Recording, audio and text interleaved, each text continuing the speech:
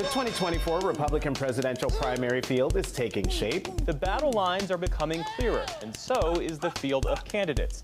Is the odds-on favorites, if you look at the polling, still Trump versus Biden?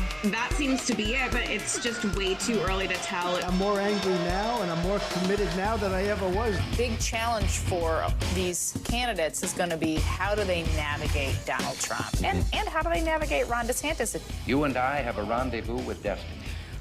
Welcome to an emergency episode of the Ruthless Variety program. We just had to get this one in, fellas. That's right, emergency pod. I mean, I don't think we need to explain to anyone what happened, but we're going to explain why that happens, what's happening, and what we can do about it. Give me some thoughts and analysis, at least initially, as we still have not seen the actual charges and the specificity of the indictment against former President Trump.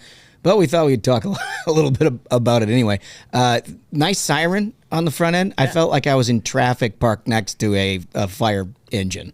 Well, emergency pod. It just, yeah, everyone's got to know it's an emergency pod. We got the siren. Like, did I need the 4 or 5 revolutions on it? Yeah, I mean, it's emergency pod. The republic is crumbling before our eyes. Our apologies if you're in the car listening to this and think the popo's behind you. Seriously. My goodness. All right, so the headline here and the reason we're doing the episode, Trump charged in classified documents case, a second indictment in months, according to the Washington Post. Former President Donald Trump said Thursday night that he'd been charged by the Department of Justice in connection with the discovery of hundreds of classified documents that were taken to his Mar-a-Lago home after he left the White House, a seismic event in the nation's political and legal history. A 7-count indictment has been filed in federal court, naming the former president as a criminal defendant, according to people familiar with the matter who spoke on the condition of anonymity to describe the case that has yet to be unsealed. The charges include willful retention of national defense secrets, obstruction of justice, and conspiracy, which carry the potential of years in prison if Trump is found guilty. Okay, so look, we've known that this is going to be in the works for quite some time, ever since they raided Mar-a-Lago last year. I think it was, late last summer, right? August timeframe, something like that? Yeah. But we never really understood what the documents were. I mean, there was a lot of New York Times stories about this, but I take that with a grain of salt, knowing what we knew about Russia hoax and everything else. I never really came to firmly understand what it is that they were looking for or what they actually got. And as it turns out, these are national defense documents. According to what some journo is saying. Yeah, well, and they now, let's get into all of this, because I mean, I'm fired up. I'm just like so irate and stunned by this. And I feel this like righteous indignation over this situation where, I mean, right when you said the truth, exactly what happened. There was a raid at Mar-a-Lago. Yeah. Where was the raid at, Biden's Chinese-sponsored think tank? Where was the raid at his multiple houses where documents were found that were out since he was vice president? Some from his Senate days, classified documents. There was no raid there. I think the problem there, Smug, is, CNN also was reporting this audio existed of Donald Trump where there's rustling paper noise in the background, and he's like, see this thing? It's secret. So this is just to put that in context. What Duncan is talking about is a CNN report that had subsequently been re-reported by the New York Times and others about existing audio that had come into the possession of the Department of Justice that was during a meeting with former President Trump and people who were helping Mark Meadows, his former chief of staff, write a memoir. And in the context of that conversation somewhere, Donald Trump talks about his documents. Yeah. And take it from there. Well, yeah. I mean, he's talking about the documents, and he's, he's saying, like, this is classified. I could have declassified documents as president, but I'm not anymore, so I can't. It's like The difference between that and the documents in the Corvette is like Joe Biden didn't have the trunk open in the middle of the road. No, here's the difference. Like, here are my documents. So it goes to intent. Is all I'm saying is The that's what exact- makes it So different. number one, this is it's a process crime. Well, So this is a process crime that they are now willing to try to go after the leading candidate of the opposition party. They're willing to do that in an election. Yeah, I want to. I want to talk about that. Beyond that, when it comes to this like document thing, so what magically changed on January 20th of 2021? Right, no one had a problem with Trump having these documents then, but magically when the clock strikes midnight, it's like Cinderella, like oh no, it's all changed. Wait, you mean that tells between the time he was president and wasn't president? In terms of a document, a piece of paper, you're saying that 30 seconds ago he could have declassified, he could have checked the box. Well, and it now actually he wouldn't doesn't go to prison. It's absurd. Everybody's been It's focused on absolute this. farce. Everybody's been focused on this, and I listened to Andy McCarthy, who is National Review guy, who has been pretty ardently pro-Trump in this discussion.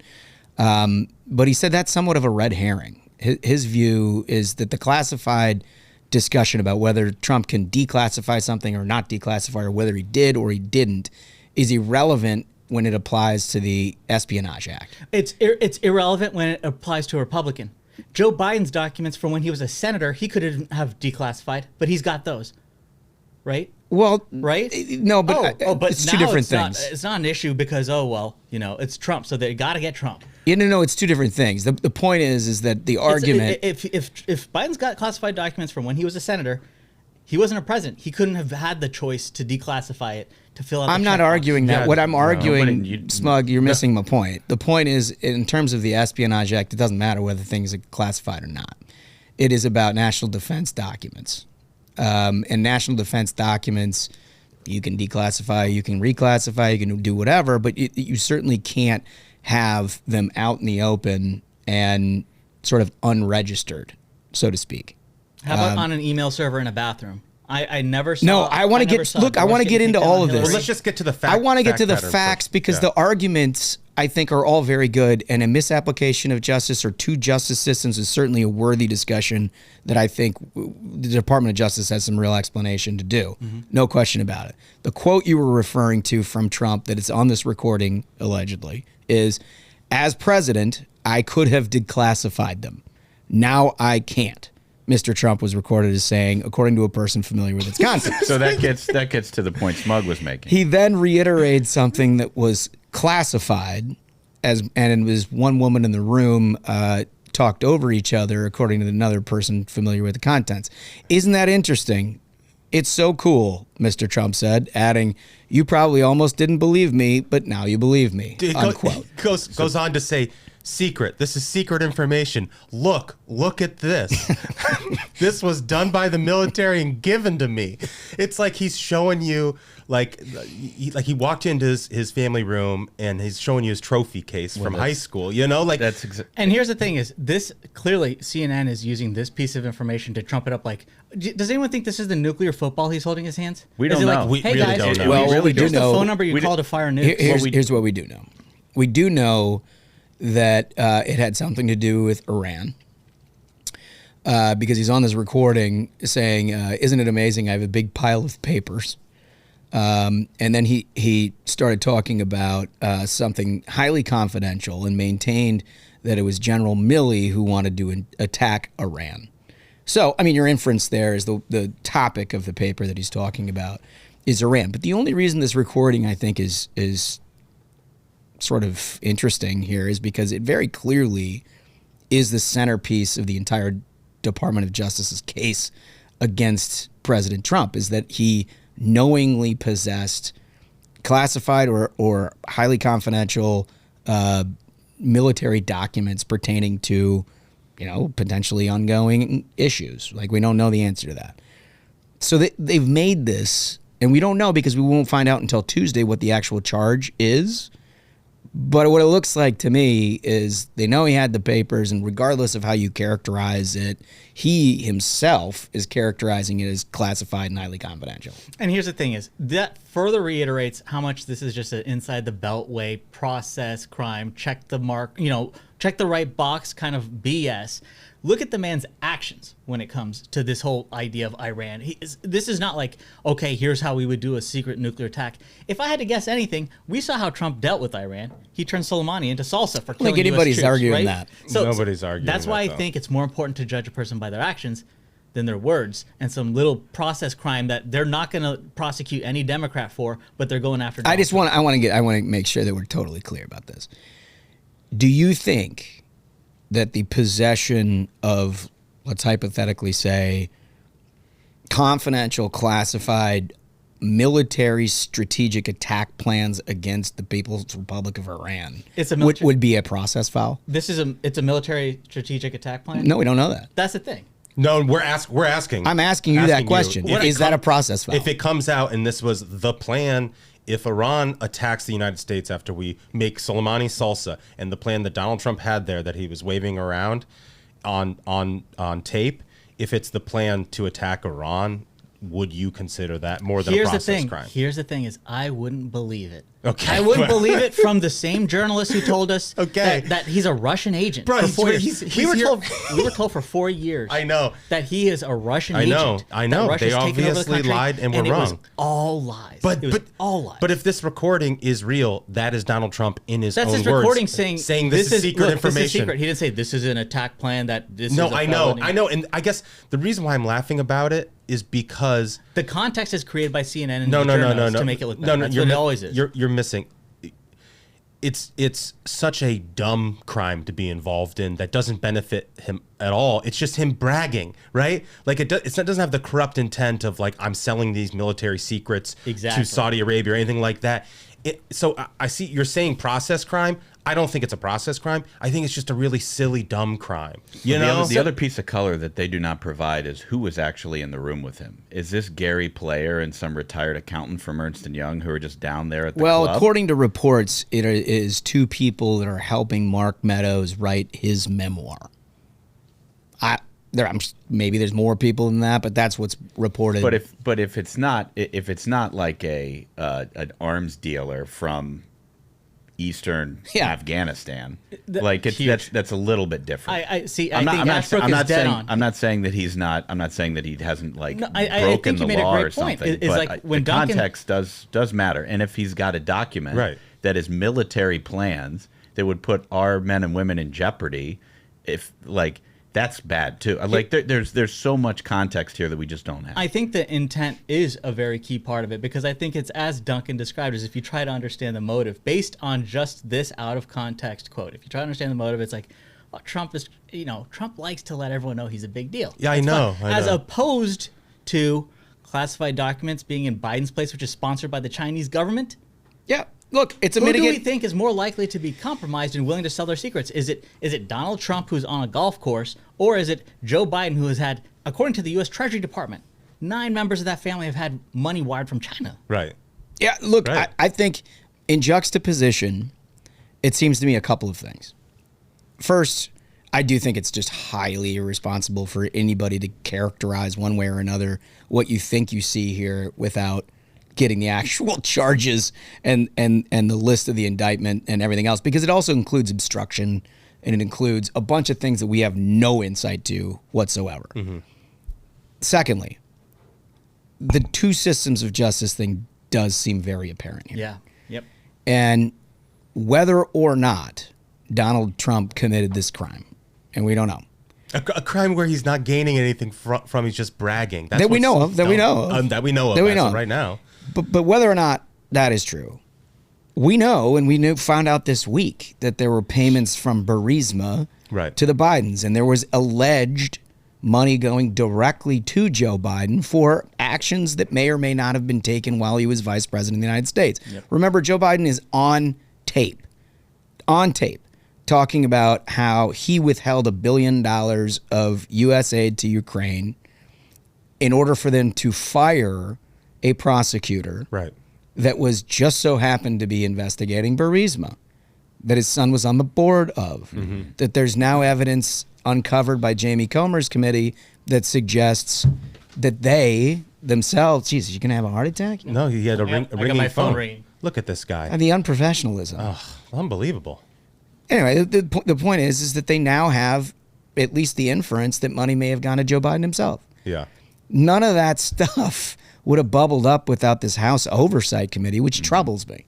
Really troubles me. Yeah, and it should. And he got those documents from the FBI, so they're in possession of it. And in the same day that he got the documents, the indictments come down. That's it. Right. So that context is very troubling because it undercuts whether they like it or not, whether they think their case is valid or not. It undercuts the validity of their case in the public's eye for at least, I don't know, a third of the country, because they already don't believe in the institutions. They don't believe in the media, and I just think that they need to the law enforcement, if they think they have a good case, they need to understand the optics in the politically precarious situation this country is in. Yes. Because as Smug, you said, we went through 4 years of them.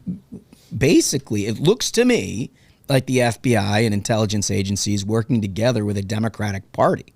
That's true. And That's fact. And in many cases, and we saw this in the documents that were released out of the previous probe a few weeks ago, there's a direct connection. Nothing ever happened with any of that.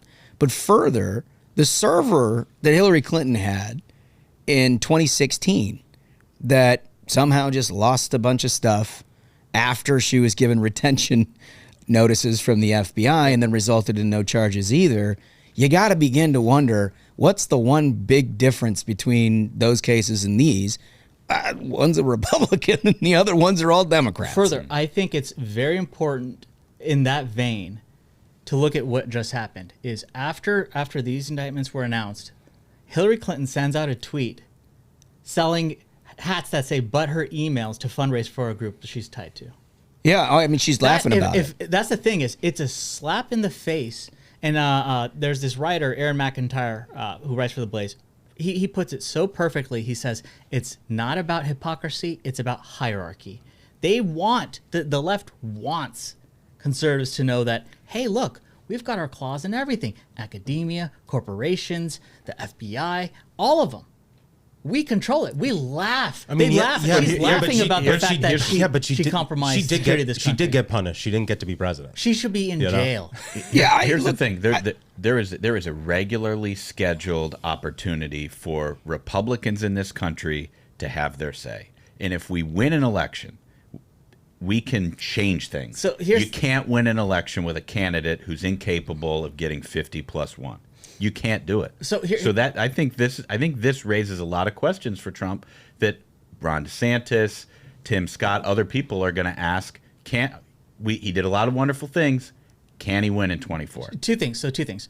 Number one, when it comes to when Republicans have won the election, I think this whole Hillary thing is I said one of the lessons to be learned from this is that Donald Trump, whether it was on his own decision or whether it was folks around him thinking that, it would be best for the country if I don't try to jail the opposition leader, Hillary Clinton, even though she's a criminal. Well, that was a mistake. What his that was a process mistake. was. He should have locked her up. I guarantee that was it. Yeah, but he had people in his Oval Office who were like, listen, it's time to bring the country together. And Donald Trump was like, you know what? Yeah, let's do it. I'm going to have the best 4-year presidency anyone can remember in their lifetime.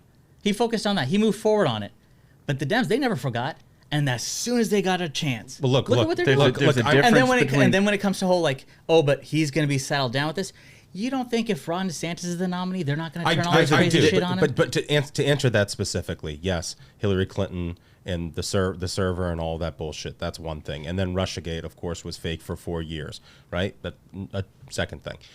But the deep state didn't trick Donald Trump into waiving a classified document at Bedminster or Mar-a-Lago or whatever. My point being, he's his own worst enemy. He just gives himself too many opportunities to get crushed. He gives them opportunities. I do 100% think whether it's Donald Trump or Ron DeSantis, whoever's the nominee, they're going to try to do the same thing. But I can tell you what, I think they're going to have better judgment than that judgment. Well, and real lawyers. It just goes to bad judgment. I mean, look, this is my take. I think, and I'm going to reserve judgment on all of this until I see what the indictment actually is. I'm deeply concerned about two systems of justice, which I see playing out right now. And I think if the American people, at least half of the public, have those same concerns, we got a real problem on our hands. Right. I mean, it's not. When I started in government service, there was like a couple of just absolute no-go situations. First is you absolutely never, under any circumstances, commented on a criminal probe, ever. Because you never wanted to politicize anything in criminal court. Because once you did that, everything became political and outcomes were perceived to be political. Right. And that was the rule in politics at the time. We have flown by that so far, it's ridiculous. And now I think you can make a very valid argument, as many Republicans have over the last 24 hours, that there appears to be a deeply different set of standards for Democrats that are accused of similar or same crimes as Republicans. Donald Trump is clearly bearing the brunt of that. However, my mitigating piece to all of this is I'm just tired of him doing really dumb things and the rest of us having to tie ourselves into pretzels to figure out how to justify it. And that's what bothers me more than any of this. So here's the thing is, when it's Donald Trump doing a dumb thing, it's him. It is a dumb thing. It's not a quote tweets thing. It's a dumb thing. I'm going to say. It is objectively a dumb thing to wave it around to other people. Here's a dumb thing that Donald Trump does. Is he's like, look, I'm kind of a big deal. He waves it around. Okay, what's a dumb thing Joe Biden does? Well, his son's a crackhead. He flies him around on Air Force One. His son's on video with prostitutes smoking crack. He's helping. He's got an office with Hunter where they're getting money in from overseas. That's a fact. Okay, Right. he's flying him overseas. He's protecting him from prosecution all over the world.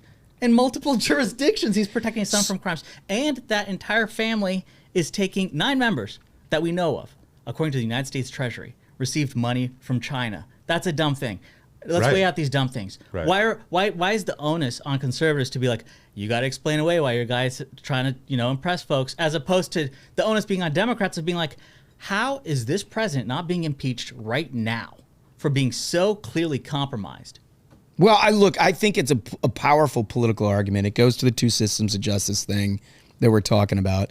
I actually think if anybody had a worse day than Donald Trump did yesterday when he found out this news, it's Joe Biden. Until they're going for their pound of flesh. Well, Until there has always been, dating back to Nixon and previous, there has always been a real reluctance on federal prosecutors to try to engage in any sort of criminal charges against a former president, particularly when the fact pattern is unclear. And because they know it's inherently a political deal. This has been broached in a very, very big way. Consistently throughout our history, you never see Republicans take the first step to try to knock down a pillar of our democracy. They never do. Democrats consistently do. They consistently try to undermine institutions, establishments within our country in their favor. They do it. They did it with the Supreme Court. They saw the other side of how that worked out, right? Yep. What they're doing right now, mark my words, Donald Trump probably going to beat this thing. If my guess, it's going to do something that is going to mitigate the damage that you're doing to Donald Trump. Hunter Biden, I don't think so. Joe Biden, I don't think so. Because all you've done now is weaponize the Department of Justice to go beyond the point that every previous Department of Justice has ever thought was responsible, up to Hillary Clinton and her emails back in 2016, when those band of idiots decided it was too political and too ridiculous to try to charge her in the context of a presidential election. Well, all that's out. Yeah. The precedent is now out. Well, and you can bring all charges in a political context, hell, in the middle of a presidential election. And that's what's going to happen going forward. There is no way to stop that at this point. But my concern there is, how can Democrats be worried that, oh, what if the Justice Department comes for us when they control it? Well, you got to win an election. All the way to Ashbrook's point. I mean, election doesn't you matter can't when it was compromised the entire time that Trump was president, and we had the Senate, and we had the House. You can't just complain about complain about the deep state. You have to clean it up. So you need somebody who can not only win but also be organized and professional enough to go in and clean things up. That's right on. You have to have it. I think that's the most well said point that we've made so far. What we saw was 4 years. Deep state can call whatever you want, but it's very clearly a apparatus within the career government intelligence agencies and law enforcement agencies that systematically lied to the American people and brought completely untrue narratives to the public sphere that destroyed much of a presidency. And lies they did that. Lies that half of America still believes. I agree. The damage it can never be healed, can never be fixed. I totally agree with that. And then they had 4 years to deal with all of that. And if anything, it got worse. It got worse. I mean, I would argue it's like right now, hard to argue it's ever been as bad as it is right now. So like the question, if you're angry about these kind of things is, okay, I'm evaluating my presidential candidates. How do I come to the conclusion that because Donald Trump has gotten run over like a penny on a train track for 5 years, that now he's the right one to deal with this just because he's the victim of it? Like that's where I think there's a little bit of a political problem. He's going to get the benefit of the doubt from Republicans, including his fellow candidates, about political show trials and shit like that. So the question is, who's going to do something about it? So the Ruthless Variety Program is an unbiased in terms of when it comes to, presidential primaries. We don't have a candidate. We don't have a candidate. We don't endorse anyone.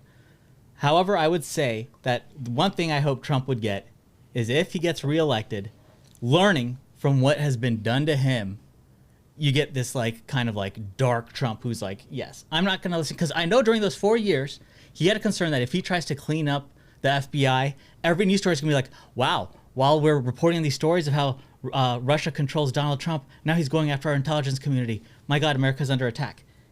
He doesn't care about that anymore. I hope if he gets back, that he's unleashed, unchained, and realizes that the system is working against half the country. Listen, I think there's no question he's got personal skin in that argument in that game, and that's what he would try to do. Problem is, it never looks the same way twice. And this is a guy who showed up after winning an election and thought James Comey was the right guy to run the FBI. And it turns out that was definitely not the case, right? So I have some concern. If I'm a conservative voter and I'm looking at all of this, and I'm like, okay, well, the things that we know is that his personal lawyer paid some porn star he allegedly may or may not have slept with in order to keep quiet in the final days of an election, and they got indicted on that. And now he's had a bunch of documents that I guess everybody else can go and put their lawyers into the Department of Justice and say, hey, here's where it is, come pick it up. And he didn't do that. And he's gotten indicted for that.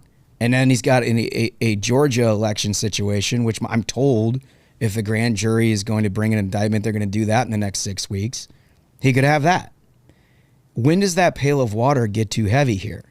And it's not just about constant injustice to Donald Trump. It's about how many opportunities has he given those who are dead set in destroying Donald Trump an opportunity to do so. And I think that's the biggest, from a conservative point of view, my issue with it. Is it's unfair? 100%. Am I very concerned about two systems of justice? Yes. And I think that honestly, a real conversation needs to be had about how you reform the Department of Justice, the FBI, maybe intelligence agencies, to ensure that we don't have politics going on here. But who's the best person to do that? I think that's the question. That's going to be the question in this primary. Yeah, well, it starts with someone who can win. I mean, it began. Are you saying who's the best person? Like, who's the figure that goes into the FBI? Or you're saying who's the candidate who can win? No, but it's both, right? Yeah. Not only do you have to win an election, right? You got to have a dogmatic pursuit of something that we all recognize as a real problem in this in this country, right? You know, you would never get somebody to do this job who you think tells you exactly what you want to hear, right?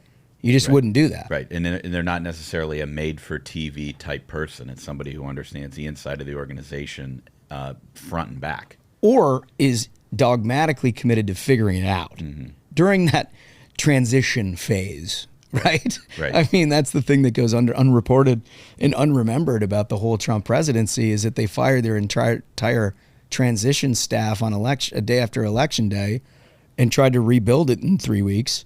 In order to start in the White House. Well, that's how you empower career bureaucrats who don't have your best interest at heart. Right. Is that you're just sort of like doing it on the fly. And that became a real problem.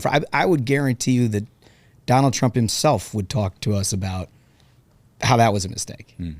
I think so. And to a point you were making earlier, all of that is moot if Republicans come up short in 2024. Yeah, it just reaffirms that this works. And it makes it so much more important that we choose a candidate who can actually win. And I think a good way to wrap this up, I think what's really interesting is some of the reactions from some of the folks who were running against him in the primary. You had Ron DeSantis send out a tweet saying, "The weaponization of federal law enforcement represents a mortal threat to a free society. We have for years witnessed an uneven application of the law depending upon political affiliation. Why so zealous in pursuing Trump, yet so passive about Hillary or Hunter? The DeSantis administration will bring accountability to the DOJ, excise political bias, and end weaponization once and for all." That's a pretty good statement. This is from Vivek Ramaswamy. It says, oh, God. Bro, don't read the whole thing. It's like... It's also protecting Trump. But I thought this one was hilarious. I'm sorry. But at one point he says, "I never thought we'd see the day when the U.S. president deputizes the DOJ to arrest his lead rival in the middle of an election." It's like, bro, you're running against him. Like, you're really giving up the game. That's what I mean. That's what I mean. Is like when you're running against him, it's interesting. I just don't. Because I think it was smart of DeSantis to take the tack of like, here's why my administration is going to be different. Because that's kind of like what we're talking about. Right. Conservative voters will have to decide. And then I love Vivek jumps in. He's like, how dare they go after this guy's going to be the nominee? It's just so silly. And it's like, also, like, all you got to do is read Donald Trump's truths for the last 8 months to know if this was any of them, if it was Vivek, if it was DeSantis, crushing him. You think Donald Trump would be like, "We must rally the troops to support my friend," you know? Like, it's just patently absurd on its face. I mean, Donald Trump's own super PAC like filed a complaint to try to get Ron DeSantis to be impeached in Florida. That's like awesome. Literally impeachment. So it's like, I just have a problem with the other this just tripping over themselves to defend it all when you're supposedly running against the guy. It just doesn't make sense. It's a tricky situation because I think we just articulated on this show what the concerns of voters are. Right. And they see this kind of stuff and they're extremely concerned that they live in a country where if you have the wrong letter in front of your name or behind your name in terms of your political affiliation, that you're more subject to prosecution than not. Yeah, my only point is not everybody waves around classified material. But that's I mean, oops, that's a goof. You know? Yeah. Come on. I mean, yeah. I think that's right. I think that's right. I mean, and the question ultimately that we'll have to resolve on Tuesday when the indictments and everything come out is whether this is worth defending your chief rival, as we've seen up to this point. Or whether or not it departs from that. Yeah. And you begin to see presidential candidates get cast out in different directions. Yeah. We will see. But in the meantime, I think we did it. Yeah. Absolute banger of an episode, if I may say so myself, gentlemen. Thank you so much to our listeners and to those watching on YouTube. If you have not subscribed yet, go there. King of the Hill is up there right now. So until next time, minions, keep the faith, hold the line, and own the libs. We'll see you on Tuesday. Stay ruthless.